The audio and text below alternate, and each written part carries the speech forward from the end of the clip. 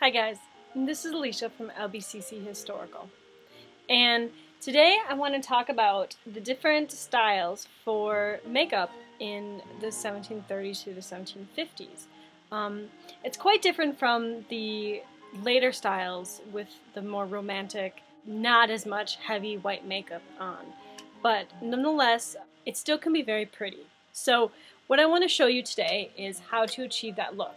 Now, I've already done my hair, I've already powdered it, so as you can see, my hair is really short now, and so this was just kind of a quick job to show you that even short hair, especially if you're doing, 1740s, 1750s, that's cool. Like, you can do a hairstyle to match. And I have some flowers up here.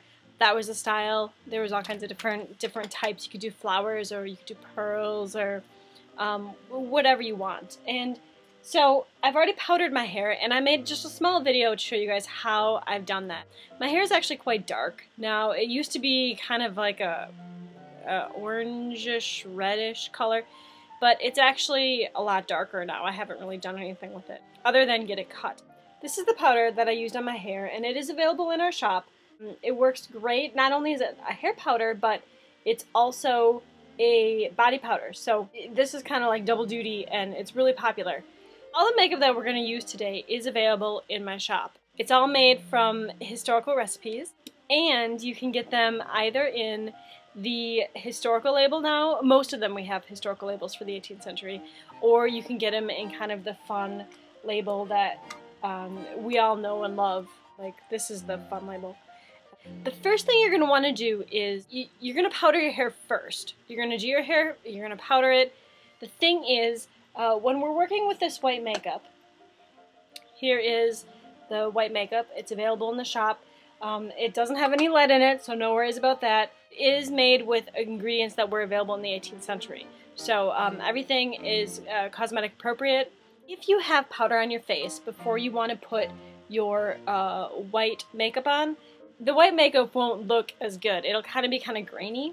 So you want to make sure to really get all your white powder off before you even start. The other thing is, if you have really dry skin, you probably want to moisturize your skin first. If you're using the 18th century skincare products, you probably won't have dry skin, so that's nothing you have to worry about. If you're looking for some really good skin products, like face wash, and we have lemon scrub, we also have a spot remover that will, after time, it will diminish age marks, skin marks, things like that. So definitely check it out. The first thing we're going to do is we're going to wash our face. As you can see, I have no makeup on. In the fashion of the 18th century, I took my flowers and I just had them kind of sitting in a little bit of water while I was doing my hair, and so this is the water then that I'm going to use. Same with your neck. You're going to want to make sure to get all of that powder off. The way that I found out works best to do this is you can either use your fingers, and I've been doing that a lot, or you can use a sponge if you have a sponge. The white face paint washes off with soap and water, and if you still feel like you have a little bit on your fingers, try some vinegar. The first thing that we're going to do is we're going to take our white face paint, as they would call it in the 18th century, and we're going to just get a little on our sponge. Now, a little goes a long way. In the early 1700s, if you wanted to be like the height of fashion, or if you had to go to court, especially over in France, you would have a really, really white, kind of cakey face. But, for everyday purposes, even just going to like a party, even though your face would be white with this face paint, it's not going to be like cakey. If you look at these photos, and I have a series of 3 of them,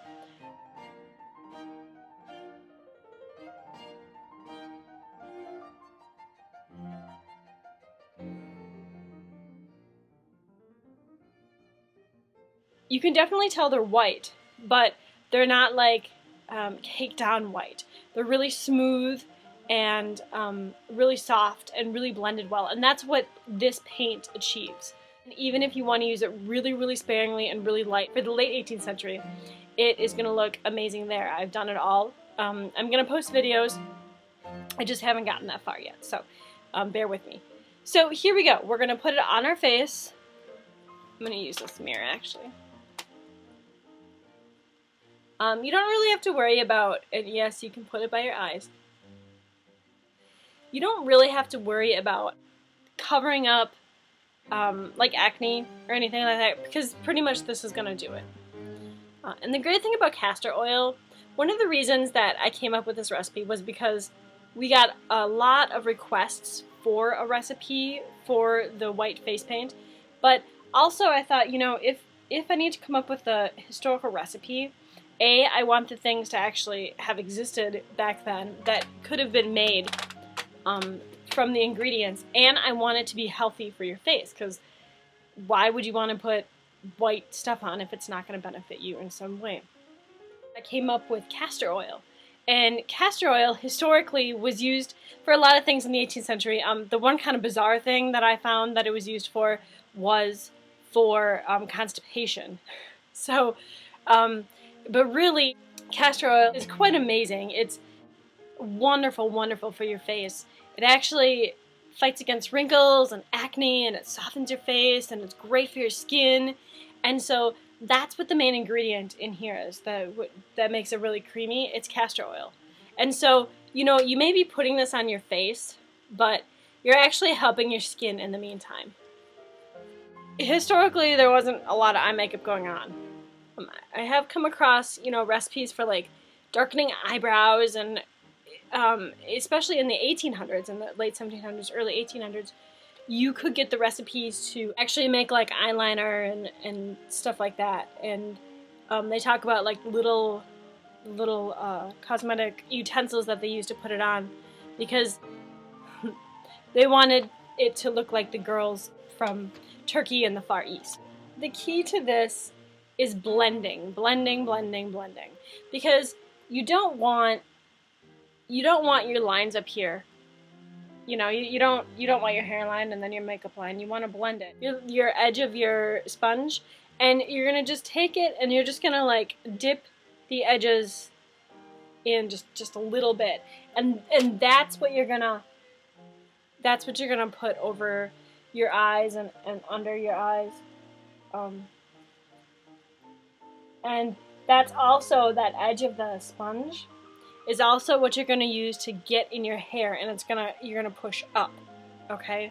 Another really important tip for blending this white makeup is you got to get it like in your nose. So you don't want to have the little inside of your nostril not covered.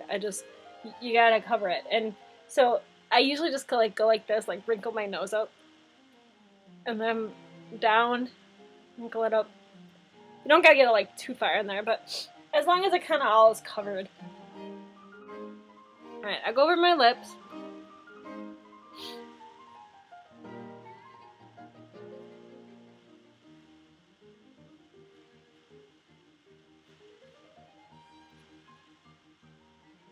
Over my eyes.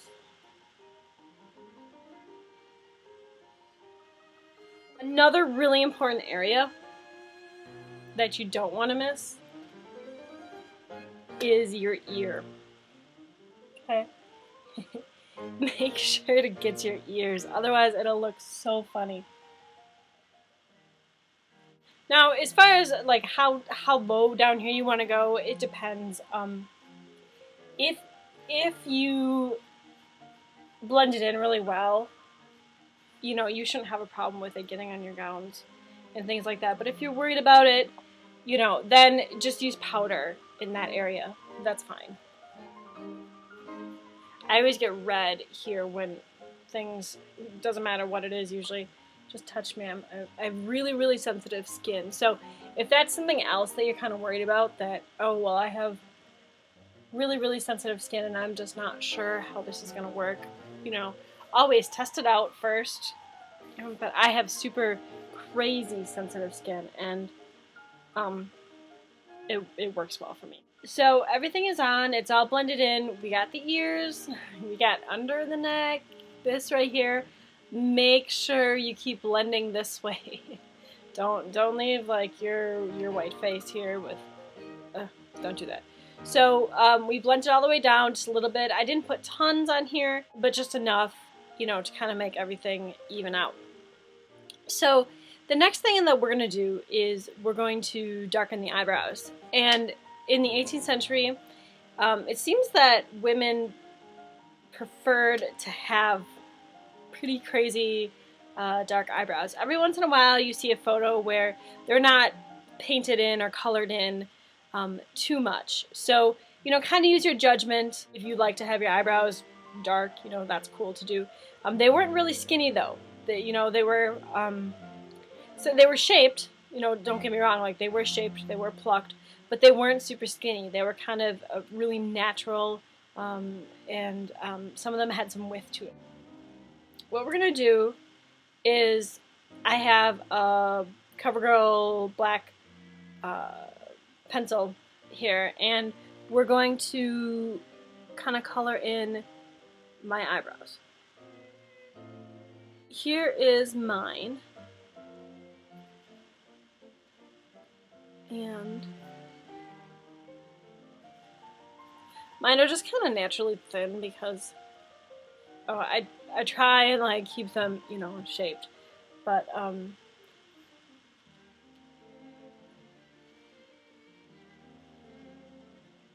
then I kind of blend too for the 1740s and 1750s.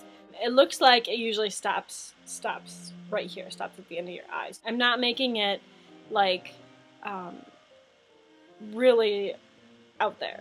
I'm trying to kind of blend it together, and I do have two different shaped eyebrows. So. As you can see, they're dark, and you have to remember, because you have your white face paint on, it's going to look a lot darker than it normally would if you didn't have your white face paint on. So next thing that we're going to do is we're going to put mascara on. Historically, they did have things like kohl and stuff, so if they wanted to use it on their eyes, they could. And I also feel that by doing this, it makes my eye creases, which I have done nothing to other than put the white face paint on. It makes my eye creases show. You look at the 18th century paintings all the way through, there wasn't too much eye makeup done, and you could always see their eye creases. So that's one of the reasons I do like putting the mascara on. If you want to actually make your lids, you can, you know, take this right here and darken it in, but mine are plenty dark to begin with, so I don't have to really worry about that. The next thing that we're going to do is we're going to take our liquid rouge here, and okay, so this is my bottle. I know I've had some questions about how long does it last, you know. I have like a little ring up on top. That's all fine. It's gonna last.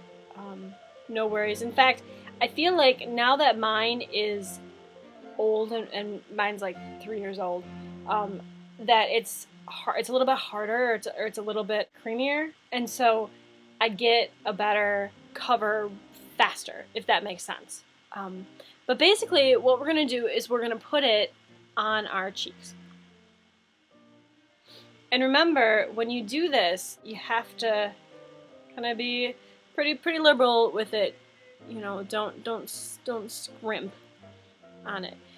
When you're looking at the paintings, and I'm going to show them again, you'll kind of see that in the 1740s, 1750s, you have a round cheek thing going on. So we're going to do our round cheeks. And they kind of actually went all the way up in here. So, and remember from my previous videos, this will all look really nice, but it's got to sink into your skin a little bit. So.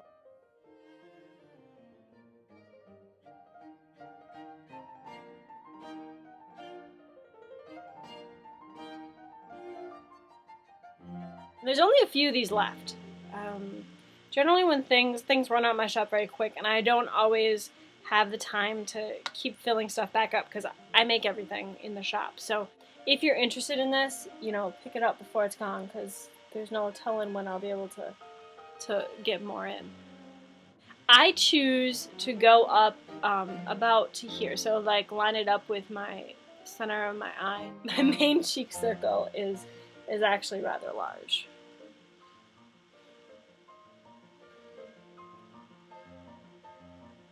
So after your cheeks, the next thing you want to do is you want to put, I know it's going to sound really funny, you're going to want to put just a little bit on the end of your nose. Okay? And I know this seems really silly, but if you're trying to look like the paintings and things, this is how it goes.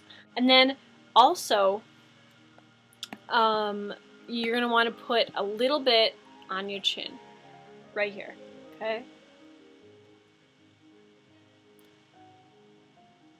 I'm going to scoot in for a closer look.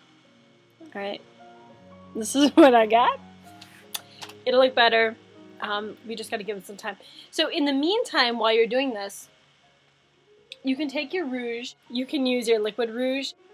Okay, you can use your tinted rouge if you want. So we're also working on Turkish rouge, or I'm working on Turkish rouge right now, and we're going to have a liquid and a solid available in this shop. And that's done with Brazil wood. And here is an example of it. It's not in the shop yet, but it will be soon. Now, this is actually more of a lipstick when you think about, like, this is a lip balm. It's a tinted lip balm, so it will give your lips a little bit of a tint. It'll be a very natural tint. But this right here is meant to be used with a lip brush. And I'm working on getting historical lip brushes for historical makeup brushes for the shop. Alright, so what we're going to do is I'm going to use the Turkish rouge, and I'm going to start painting my lips.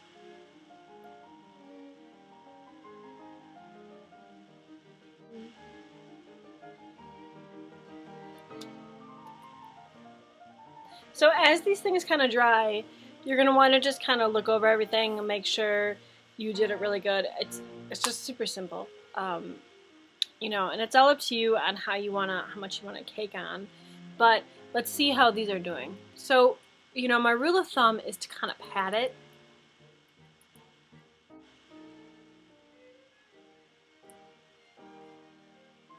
Wipe it off. And then after you pat it around, you can kind of rub it in.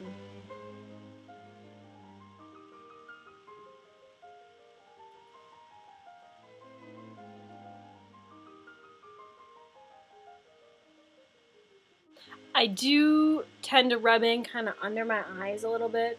Some paintings you see where they have that and some they don't. But the main thing is you want to see your circle here.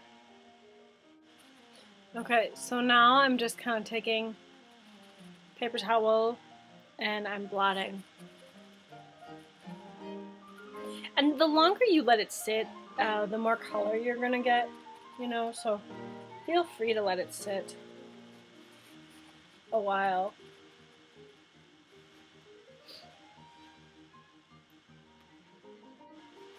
So if that isn't dark enough for you on the rouge, here, let me give you a close-up.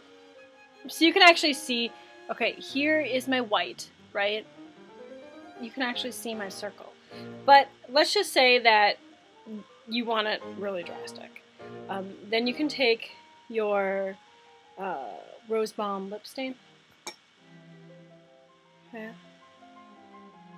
And like, I've had mine for quite a while. I've got white makeup mixed in there and all stuff, but you want to just highlight. You know, you can rub it in. And this shininess that you see, that's normal.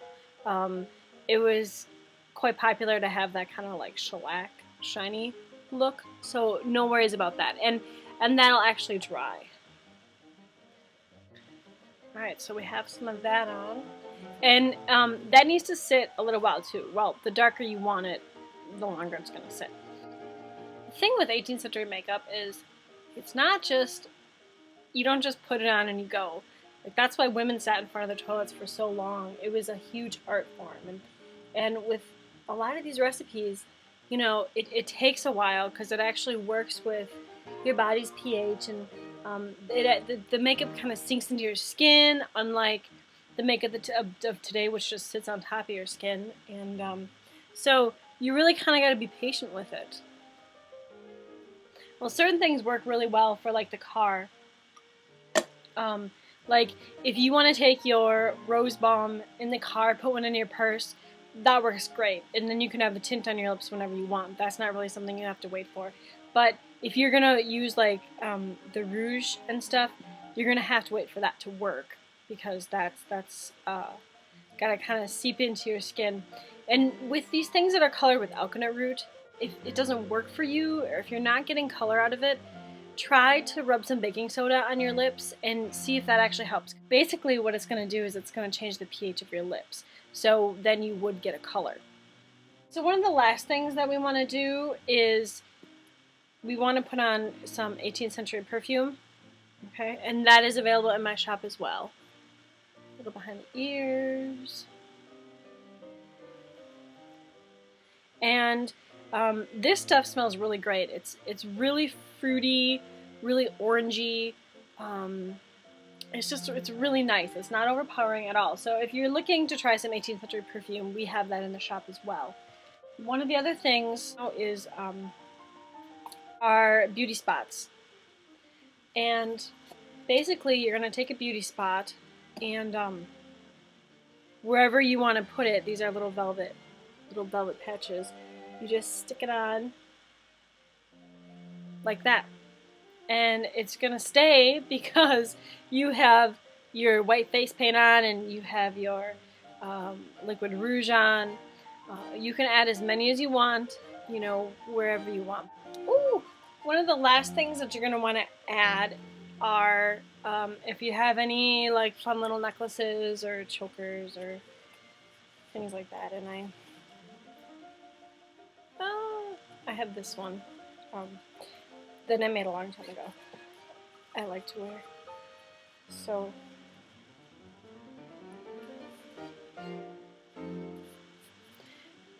this kind of completes your look. Today we used the excellent paint for the face. Okay. We used the liquid rouge. We used the castor oil pomade, and this recipe is from 1869, but we do have historical 18th century pomades in the shop. I just was changing it up because I use the historical pomades all the time. The other thing that we used were the mousses, or the beauty spots.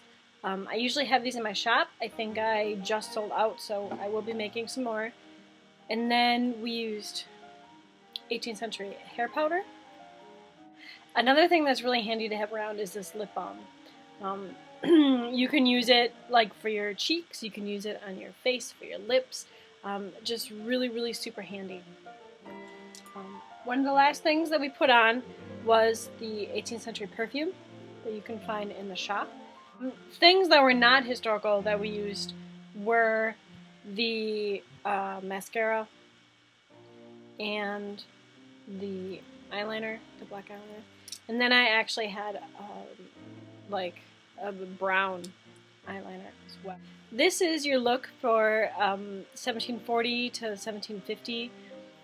It's a little more drastic than the kind of romantic looks of the later period, but it's also really cute, and it can be done in kind of a fun romantic way. So I hope you've enjoyed this video, and look for the hair video on how I put on the powder. But everything can be found at www.littleBits.etsy.com. And thanks.